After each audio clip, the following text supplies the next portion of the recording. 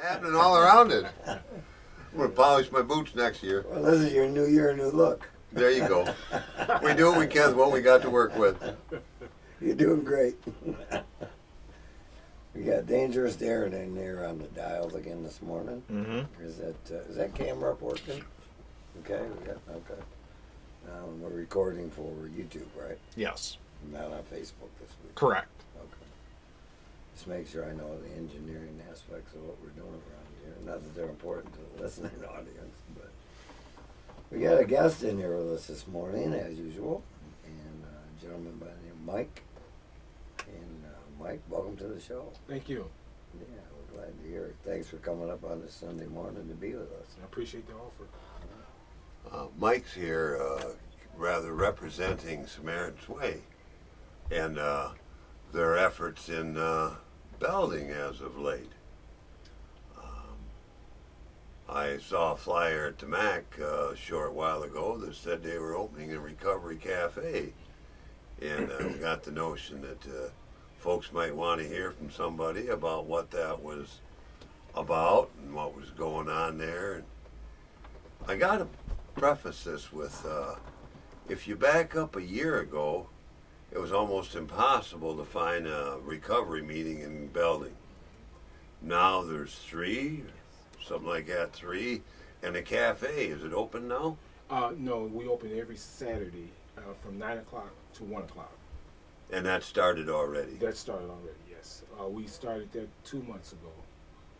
And it's been really, really, I would say, good for the community because the community loved to see what's going on.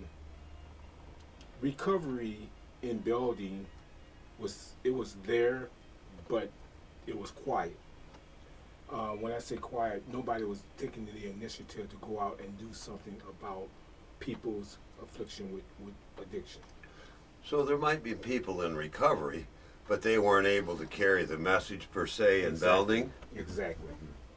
So quite an opening to carry the message now. Yes, quite opening. Yes, sir. It's like you said, there was people there, but pretty much didn't know how to go about opening recovery. Right. So I came there. Well, my wife and I moved to Belding, I believe in 2021. I mean 2021, 2001. Let's put it like that. And I felt the need from Grand Rapids to Belding. I felt the need to do something in recovery to keep it going, also to keep my recovery walk going forth. So what I did was just checked around, went to some churches, and then looked at who I can help with. Now at that time, I was still working at Pine Rest and also Mel Trotter at the same time. And then when my wife and I looked to move to a different place, a different community, we was going to stay in Grand Rapids, but something just kept saying, move closer to where my in-laws and somewhere where my mom is at. So we decided Belding. So we went looking for housing in Belding and stuff, and we said Belding would be the right fit. Here we are. So maybe we got to back up a little bit that you're from Grand Rapids. Mm-hmm. How long you been clean and sober, Mike? 41 years. That is a good start for anybody. It's a heck of a good start. I'd say that's a pretty good run. Okay, that's a really good run. There you go. 41 years without a drink or a drug. Congratulations. Yes, sir. Yes, sir. It was, I'm not going to say it was hard. It was just life moving forward. This is something I wanted to do, but I also wanted to leave my son and my wife and my family a good legacy. Right. I didn't want my legacy to be, well, on his grave, he was just a old drunk or a drug user or an addict. Right. But yet instead I said, no, I wanted something that people can remember me by, and especially my son and my wife. Right. And that was making sure that recovery works for not only me, but for everybody. So, yeah. So then maybe we got to back up even further about how the recovery started for you. 41 years ago, we're getting into your teenage years. Well, let's put it like No, wait a minute. I ain't that old yet. You fire away, boss. Oh, you're doing great. Okay. So what got you into recovery, boss? Well, actually, it was my mom. My Hmm. mom. After seeing her struggles, you know, my mom and grandmother raised me. My father was never at home. He was never there. But my mom took the initiative to say, look, I know your dad is not around. He's never been around. But you, being that you're the head of the household and you're the oldest, we want to make sure that you have the right niche to do everything that we do. So we want you to be the head of this family. And I am, being the oldest of 7. Everything felt on me, you know. And I didn't have that fatherly figure to turn around and say, hey, Dad, can I do this? Or Dad, will you take me there? I didn't have that. But I had my grandmother and my mother. And they were the ones that raised me the right way. But now, on the same token, I was not a perfect child. Wow, who is? I was the closest there was. Oh, Dad. Yeah. Oh, that guy. That guy. Oh, maybe not. No, I wasn't the perfect child. I mean, I had my, thinking back, looking at the reflections of what my mom was going through and what my grandmother was going through, and then not having a father, that made me want to adventure into some other stuff. You know, being the goody two-shoe in the family, watching my brothers and sister, you know, that you know, that's all I had to do. And going back and forth to school, Mm. you know, working a little part-time job back in the day, you know, that was me. My addiction didn't start until 1971. That was a good year. Yeah, it was a good year. Yeah. 71. That's when it started. Because my mom, my grandmother was a disc jockey back in the day in Chicago, and they used to have house parties. And actually, my grandmother did coin the phrase of house party, house music. She did that. Mm. But watching people come up to my grandmother's house on a Saturday when she didn't have to work or go spend at the local tavern, she would have a little party there. And us being little, we were always around to see that. Yeah. And I was always wondering, what is that they're drinking? Oh. I always wondered what was that drinking. And then my uncles and friends and aunts, they would drink it and enjoy it, have a nice life with it. There was nothing for me to see a Miller High Life, Canadian Club, all the other old Scotch stuff, all the stuff that they were drinking. And I kept saying to myself, I wonder what that tastes like. So Well, that's a good question. Yeah. It was a good question. Yeah. So as I was growing up, you know, not touching the stuff or anything, it was funny. My younger brother, my second oldest brother, who is a pastor now, he ventured into it. Well, it sounds like he was a goody two-shoes and not you so much. No, he was my second oldest brother, Marcus, Reverend Pinkley. He was a hellion back in the day. Sure. And then going forth, look at him now, Yeah. a pastor. So anyway, what happened with me was I kept wanting to know how this stuff was drinking, how it tastes and stuff, and I did. And lo and behold, I said, ooh, beer doesn't taste right.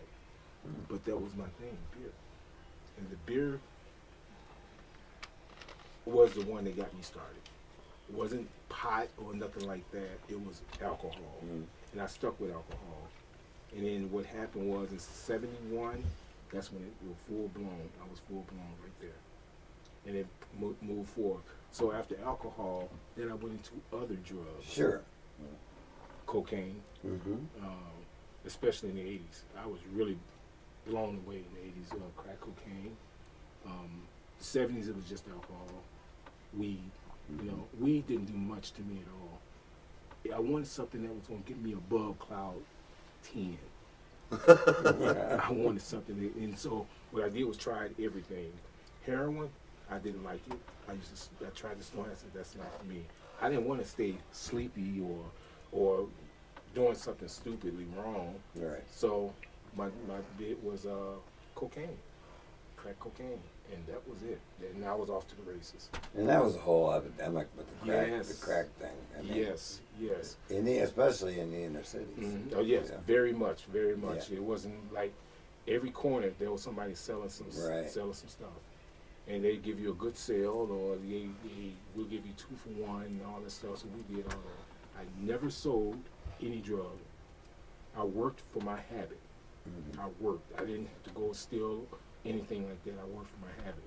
And I was a functioning drug addict, alcoholic. You know, you couldn't tell if I was high or not. You couldn't tell. Yeah. But, and I liked that secret.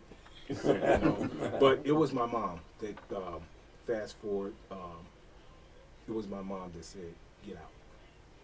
She's Get seen out. enough. She could tell when you were drunk or high. She could tell that this wasn't her son. Yeah. She said, I want you out of my house. And it was in a cold dead of winter. On, and never forget, on a Sunday. She said, get out. And she pushed me out and said, don't come back until my real son comes back. I was in fear, crying. How can my mom do this to me? And behind those doors, my mom was crying. Sure. Because it's her oldest son, her baby, her firstborn, turned a full-blown addict. And at that time, there was no treatment centers. There was no detox centers. Right. There was no recovery houses. So we had to do it raw. So I had to go down to Mel Trotter, and I got down there. When I was down in there, I said, I didn't want to be in this place. Right. So somebody, which was my higher power, said, go to Salvation Army ARC in Grand Rapids. I went to ARC in Grand Rapids, started getting my life back together. That was just the start. Yeah. You always got to relapse. No, well, you don't have to, but it's a common thread. It's a common thread. It can be, yeah. Yes. So I had a relapse. And this time, the relapse took me to Mel Trotter. My mom thought I was all good and everything, but no, it happened again. This time, she didn't tell me to get out. I left. Yeah. Because I didn't want to hurt my mom again. So what happened was I went down to Mel Trotter. But before that, I ran into George Hartwell. The Hartside Former, community. yeah. Hartside community. Former mayor. Yeah, former mayor. Yeah. George Hartwell gave me the direction. He said, Mike, go down to Mel Trotter, get hope, you will have hope down there. Somebody down there will help you. And he wasn't lying. Somebody was down there that helped me. It was Pastor Rainbow, Reverend Rainbow, who was the interim director at the time. Reverend Rainbow put the fear of God in me. He did. And he said, I want you to learn this Bible left and right. I want you to be at every class. I want you to, do certain things that, addicts should be doing, and that's getting recovery. So he gave it to me. And man, was I scared. But once he gave that life back to me, another pastor came and scared the living daylights out of me. Pastor Bill Trim of Uptown Community Church in Grand Rapids. And lo and behold, I started going there, and I met a beautiful young woman at the time as I was walking my recovery, who is now my wife. And she's been my wife for 27 years. So that part worked. Oh, that part really worked. See, I can recognize it. It worked, but see, I was almost sliding back, and she said, if you're going to go backwards, I got to move forward. And I got to leave. And she did, and she came back because I got myself right. And since I've been doing myself right, I said, what the heck? Let me give it some back to some other people. Right. So I was trying to find I found a AA and NA meeting that I can go to, which again helped save my life. It was through Arbor Circle, which is they came and asked me if I could run their meetings, and that's how I got started. That's how I got started. They said, can you run our meeting? This was in the 90s, early 90s, because I quit in 88. I said, yeah, I think I can do that. And so as I was going to church, being with my wife, happily married, and moving forth in my walk of recovery, helping people in AA and NA for Arbor Circle, I found my niche. Also, I didn't know I had talent. They needed a drummer in my church. And for some odd reason, my hand went up like this. And my wife looked at me like, you know how to play drums? I said, no, not really. But that following week. They needed somebody. Yeah, they needed somebody. Mike, get a guy. So that following week, they had practice, and I went to my first practice, and I said, Lord, please give me some talent because I need it right here. I don't know why you put my hand up, but it went up. As soon as I got behind the kit, I played like I was Buddy Rich. Yeah. Yes. No lie. No lie. Buddy Rich, Gene Cooper. Hmm? They said, "How long you been playing drum?" I said, "Just today." They said, "You what?" I played everything just like it was just like clockwork. I did it all. But it was Arbor Circle that got me involved with doing meetings and stuff. Mm-hmm. Then comes along college. I was asked to go to college. Well, how that happened was I worked at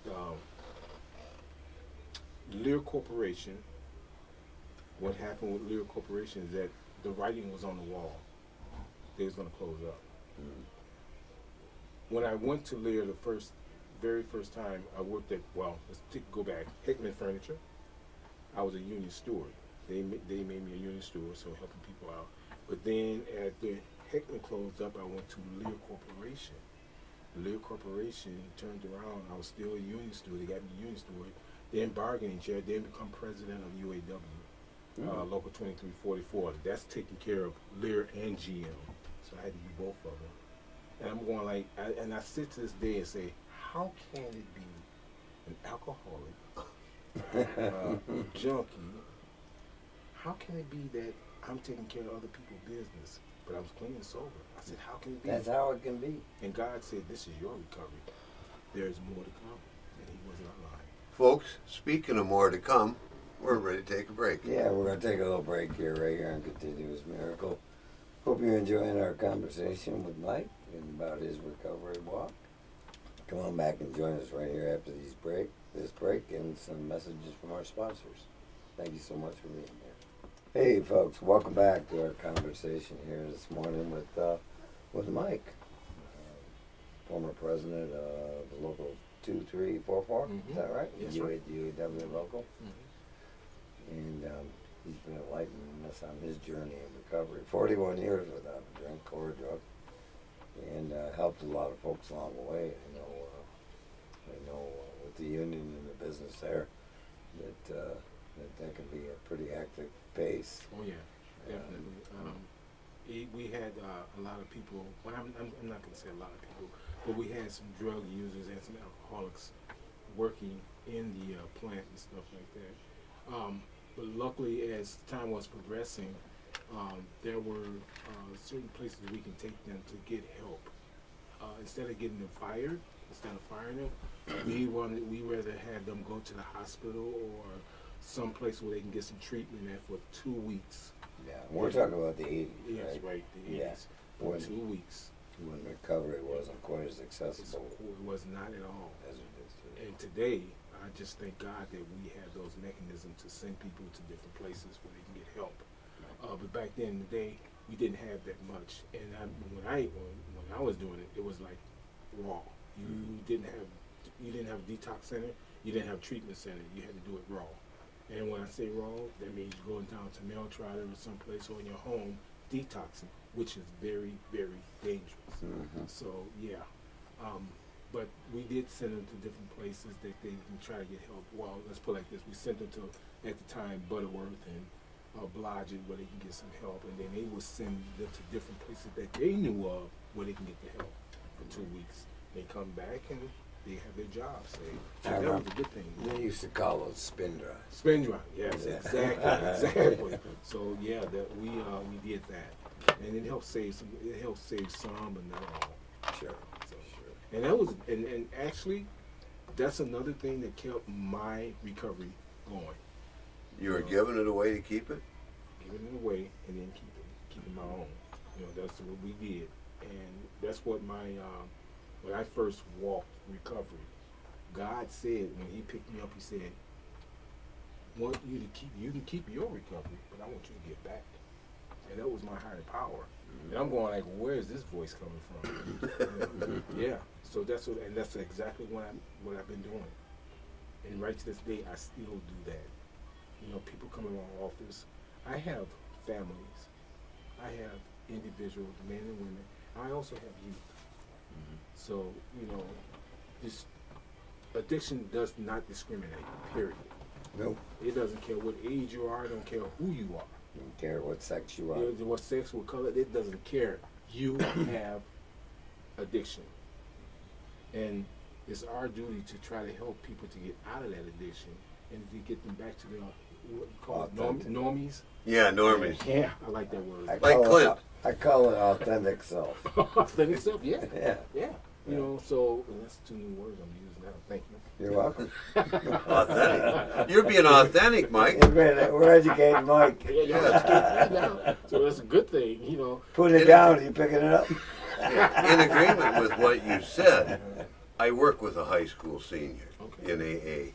And last night I sat with a gentleman, I'm 75, at my age, that's been in AA for 6 weeks. So we get a wide range. It just doesn't pick on people under a bridge that are in the middle of whatever. No. Matter of fact, y'all bring that up. The homeless population back then was very, very small, considered to the homeless population now. And people don't understand that homeless and addiction go together. Yeah. People are like, no, oh yeah, it goes together. Because when I talk with people, I say, well, how did you get that way? And they'll come out and tell the truth. It was drugs. It was alcohol. And so what I try to do when I hear that, I get right into the mode, okay, let's get you some treatment. I'll send you up to Bear River. I'll send you up to Harbor Hall. I'll send you to Indiana. I'll send you to Florida. I'll send you to California. Because I have all these places that's open for me. Because I know people. I can send you to Ohio. I can send you to Muskegon. Don't nobody want to go to Ohio. But I have those doors open. Right. So Well, they almost won a championship when they went to Indiana. Next thing you know, Indiana's playing football. Oh, miracle. It's rough being I'm not a fan, but it's got to be rough being a Buckeye. But you have Almost grabbing the prize and then having it snatched away. Snatched away from you. Yeah. Again. Yeah. Charlie Brown the football. That's where they got it. Yeah. So, but when you have those doors open, those mechanisms open, people go into it. And I have sent people now. I have sent them actually in Indiana and I believe up north, it was my 2 successful ones. Because in Indiana, what they do, if you come clean and you doing their work and doing the job, right, they'll hire you. Not Arbor Circle, but Bear River is the same way, And I like the idea that Bear River, they will come down and pick you up. Yeah. And we've had some folks go up that way. I like that. Yeah. I know a few staffs up there that's pretty awesome, pretty decent. But like I said, I send people everywhere because I get those doors. I try to get those doors open. My motto is, I don't want to send people. Okay, if you're in Grand Rapids and you need treatment, I'm not going to keep you in Grand Rapids. I want to take you somewhere where you don't know nobody. You just know the facility and you know the people that's getting ready to help you. Right. That's my idea of getting them recovery. Because if you keep them in town, Yeah, you got the phone and Yeah, exactly. So it's still moving. It's still moving. And it's not forward. You might be in a treatment center, but the rest of it's still moving. Right. Yeah. So that's why I rather send them away. Right. And one of my boss at the time at Pine Rest, he said, Mike, why are you sending these people away? Because it's too close to home and they can get the drugs or have somebody come and drop off stuff. He said, oh, I get it. And he let me do it. I see it as a pretty good idea working a sober living house up to Newaygo. And a fella came from treatment maybe 4 months ago, 5 months, something like that. He came from treatment and he needed to go see his parents to get something. He never came back. Wow. And he went right back to whatever he'd been doing. And the story was his parents, but that really wasn't. It was just another story, much like what you're saying. Yeah. I look at it, people need to grasp hold of recovery, especially right now, because As an individual. yes, as an individual. because death is just right around the corner. It's just right around the corner. Matter of fact, death sometimes will stare at you right in the face, and you don't even know it. Like, okay, I would say a couple months ago, I have my own nonprofit. I have a recovery house, and it's J. Baker Men's Independent Recovery House, and it's run real well. I have therapists come in and talk with my guys and help them with it. I have a life coach come in there and help with them. I also have my church. They come and help with the guys and stuff like that. So I have support. Okay. It's support. Now Samaritan is helping support them as well. So that's what we're looking at, that support system. If you got the support and people see that, they're gonna work for it. They're gonna go for it. You know, Right. because it's there. That support is there. We have As opposed to like being raw. yeah, The way exactly. things used to be. Exactly. So, and that's the other thing that this is why I got my recovery moving forward, because of my past. And another thing that I always tell people, your past is your knowledge. Learn from it. Exactly. Your past is your knowledge now. It helps you with the present, so it can get you better going for the future.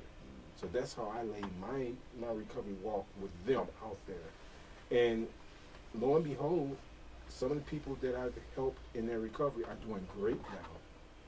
It's good that you can see your work outside. It is. It's always good to awesome. see it. It's awesome. Like I said, I tried to leave a legacy for my son and my wife and my family. And I see it. I see it right in my face. It's right there. I see it. And everybody else, looking at it like, wow, Mike, you did all, like I told you with the table. Mm-hmm. Putting all this stuff that you have worked for in recovery on the table. On the table, they see it. Well, you were mentioning that you had all your recovery materials laid out on the table. Mhm. 41 years worth. Mm-hmm. Yes. Not 2 years, No. not 4 years. No. 41 No, years. 41 years. That's a lot of material. And also, I have a thick book that when I went to college, my sister said, Mike, always sit by the smartest person in the room. I said, okay, and I did that. And it worked for me. It worked. So I had, I stayed on the dean's list and the president's list when I went to school, and going there. Yeah, but how do you know who the smartest guy in the room was? Oh, just watch. Yeah. Just watch. It was always females. It's not the guys who tell you, is it?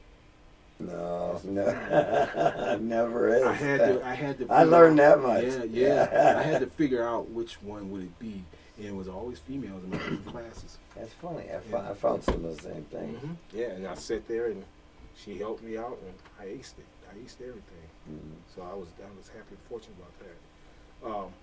Those are the other tools. When you leave an imprint, or when you leave something, you put it into play, and you put it in a book, and you start showing people. Mm-hmm. That helps them with their recovery too. Well, it's a physical thing, right? Right, right. You can touch it, you can feel it. Yep.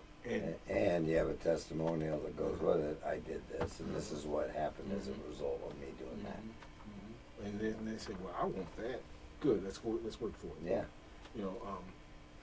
So I turned pastors, teachers, officers, Mm-hmm. ordinary people. People. People.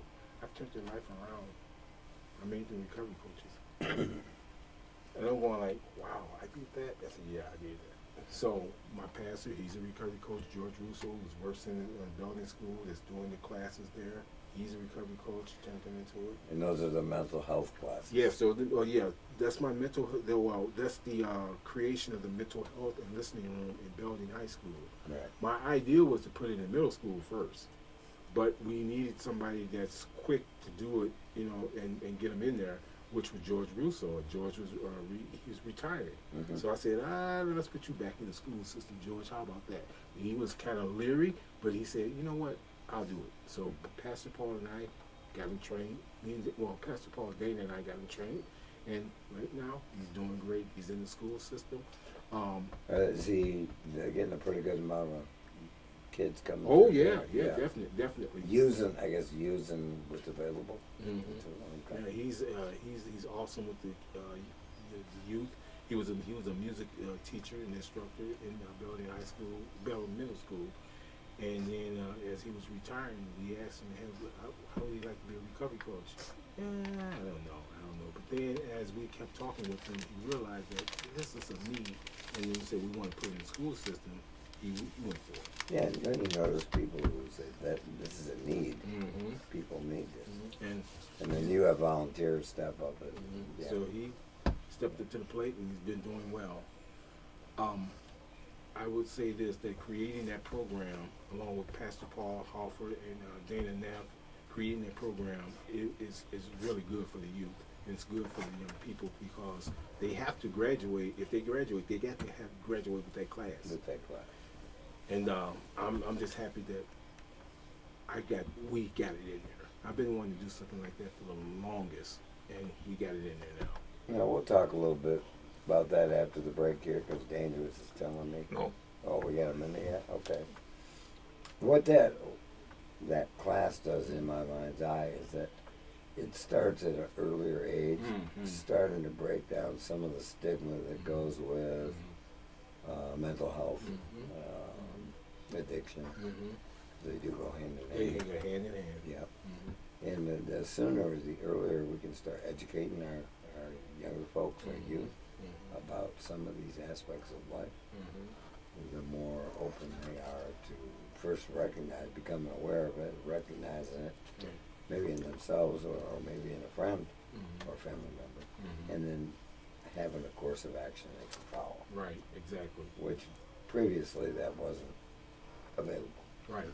And today, it is. It's available. Yeah. Can I interject something about mental health? Sure. Most of the time, there's like a couple choices for an addict. Either they're trying to treat a co-occurring mental health issue, or if they're like me, use a substance so long that I develop a mental health issue. So they're both on track to be in need of mental health care. Just a question of whether the issue got them there in the first place or whether their partying, so to speak, got them there. I believe it's more it's both of them. You know, it's got the measure. You're right, Mike.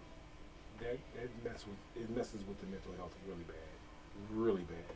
My thing is, I look for people with co-occurrence. So I look at people that's going through psychosis, because psychosis can lead right up to schizophrenia, and that's dealing with the drugs and stuff that they was taking.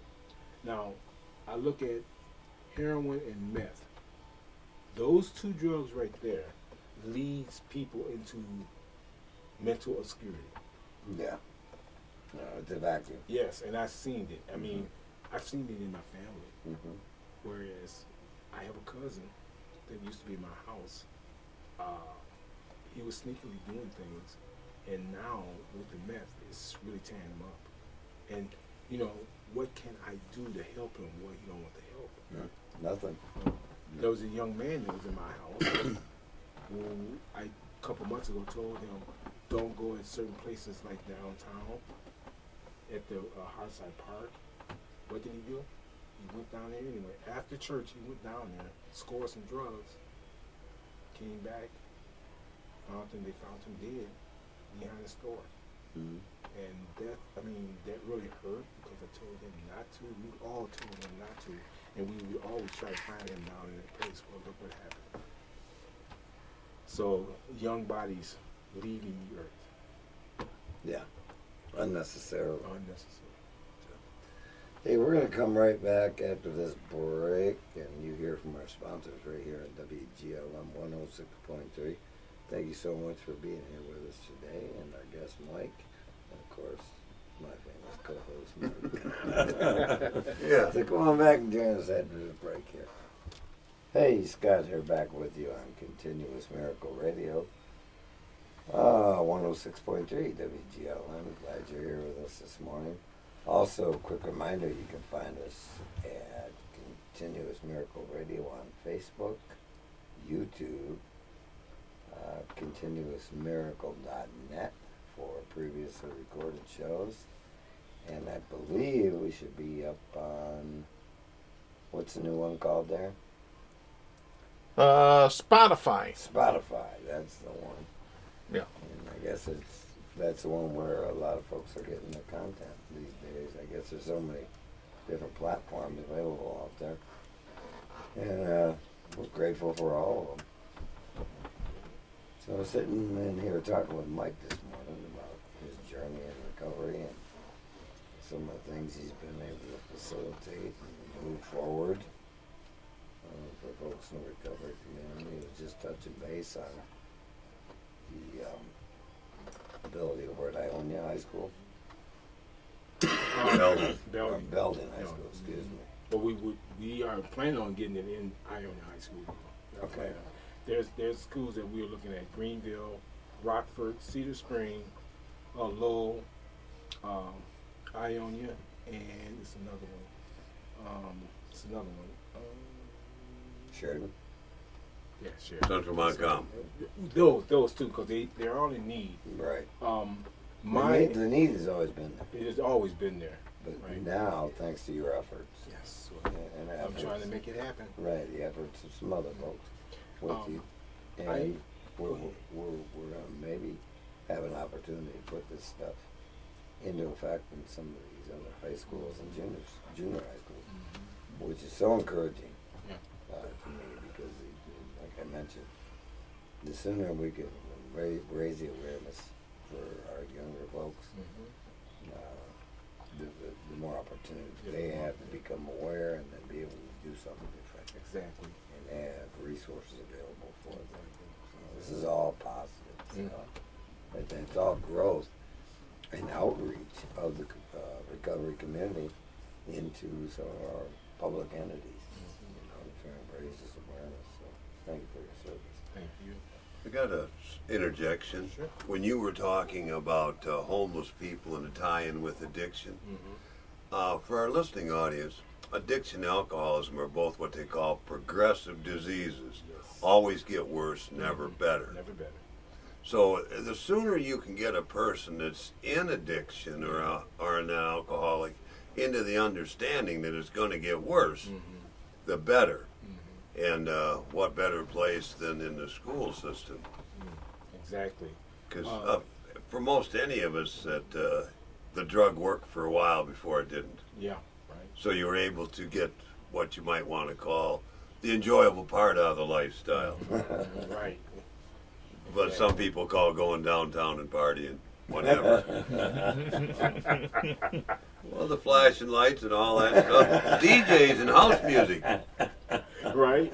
Right. wherever that might be. Right. And that was okay. Yeah, it was okay back then. Yeah, it was. We know they That said. was the way of life. Yeah, what they said: sex, drugs, rock and roll. That's what I remember. That's right. Yeah, and it's all true. It It's all true. was all. Holy smokes! I'm going. Oh my God, this stuff is real. Glad I didn't have to put that on a table with recovery stuff. Right. Hey, I didn't. No. But if everybody want to talk about it, let's talk about it. Yeah, I earned my seat, but Yeah. Yeah. I earned my seat there, but I didn't want that no more. That's not what we're talking about today. okay. I took some education out of that. Now we're going to talk about this. Right. Exactly. Got retooled. So yeah, Mike mentioned though, the addiction doesn't affects all folks from all walks of life. Your economic stratospheres doesn't seem to matter. Whether you're black, white, male, female, Right. Orange. Right. Well, I don't know about that guy. Orange hair. It may have affected him too. But the solution though is always been the same, Yes. and that's amazing to me. And it's just about getting that, extending that hand, and putting that knowledge out there. Exactly. You can get better. Yes, you can. You're right. You can get You better. got 3 living examples sitting Right here. Mm-hmm. Experience. A lot of experience here. Yeah. I look at it as a master art. That's what I look at my recovery now. I got my MA. I got my what is that? MD. I got all that stuff. I tell people. MBA. Yeah, MBA. There you go. Or PhD. And I tell people, you know, with recovery, you get all that because you're learning a lot. Oh yeah. You're taking in a lot. It's like you're going to school but all over, but you're learning more things to keep you safe and to keep you moving forward. And then not only that, oh, by the way, come on, get on my road if you need some help. Right. Because that's what this road is all about, moving forward. If God said, hey, I want you to bring this person on your road, you take that person, and that person will learn about addiction. You know, I'm the type of person, when I do meetings or when I facilitate my meetings, I educate, I teach people this is what it looks like. Now let's take some of the stuff out of it and show you the main things that I want you to understand. You know, the reflection of psychosis, people, places, and things, Right. and hanging around the wrong community. Now, what's the wrong community? Certain places in your community, like downtown, like Division, like Franklin, like Madison. You know, and I'm naming all the places where drug was heavily at, and probably still is. You know, we don't know, but I see a lot of changes. Are the changes right now for the better or for the worse? I don't know, but what I'm looking at, it's still worse. Yeah. It hasn't. Now, when I was in Grand Rapids, we kind of cleaned that up. So my work was done at Cherry Health and Pine Rest and Mel Trotter, Salvation Army, Hope Network, Arbor Circle. My work was done because I helped them and I worked with them. But fast forward, I'm in Greenville now, and I already knew Greenville had some problems. Mm. I already knew Belding had some problems. I lived in Belding, and I know for a fact that Ionia had problems. But here's the thing, the recovery wasn't up here. I helped Cherry Health to get up here in Greenville to get recovery going up there. They didn't have a provider. They didn't have a recovery coach. They didn't have a therapist until I mentioned it, 5 years ago. Hey, they need help up here. Yeah, well, we were losing a lot of folks. Mm-hmm. And it was longer back than that, actually. Yeah. And then we've got some recovery houses Mm-hmm. in the community. Yeah, I now. thank God for Mike Hillman. Yeah. I thank God for Kim, for Have Mercy and New Leaf. I thank God for them. But here's what I want to say. I believe in every community there should be 2 to 3 homeless shelters. Outreach. Should be. There should be more recovery housing. Because I see as we move forward towards the future, this is gonna happen. They're gonna have to have more recovery housing. Yeah, they're coming. Yeah. Thank you. They are coming. They're coming. Because I'm trying to bring some in now. There need to be more treatment centers. To be honest, there need to be more treatment centers. And now here's my one thing I'm looking at that is not enough of. What we don't have enough of is women's stuff. We don't have enough. Grand Rapids don't have enough. Greenville don't have enough. I don't think any community, Yeah. you know, it's why that is, I couldn't tell you. I couldn't explain why that is either, But there needs a solution needs to be found. it needs to be found. And with an entity like what you brothers are doing in here, y'all putting the word out. We're raising awareness. Y'all raising that awareness big time, and I appreciate that. And then by talking about it today, about what we need to do moving forth and so on, you guys are bringing it out. I think. An interesting thing about that, the women in recovery, we're doing something at the MAC called Recovery Road. It starts on the 7th of January on a Wednesday night. And there's a fella heading it up named Jeff. He was on a 3 weeks ago. But his wife is helping him co-chair that. Okay. And we all pointed out the fact that that's huge to have a woman at the front of the meeting. Yes. And also able to sponsor, because there just isn't enough of that. Mm-hmm. Yeah, it's not. And this is the other thing. This is why I'm more heavy for young people and women. We have a lot of things for men, but we're missing the youth and we're missing the women. This is why I want to bring recovery housing to more for the community. This is why I want to educate more and put it in school for young people. Right. When you have youth that is like in the 5th grade doing drugs, we have a problem. Yeah. We have a big problem. And that's in the middle school, grade school. Come on. You know, this stuff is out there. And we need to help save our, not only community, but our people. We need to save them. Yeah, their lives. We're talking about lives. I mean, and then another reason why I want to keep it into the school system, because they are our future leaders. They are our future leaders. I tell young people, you are my grandkids' future.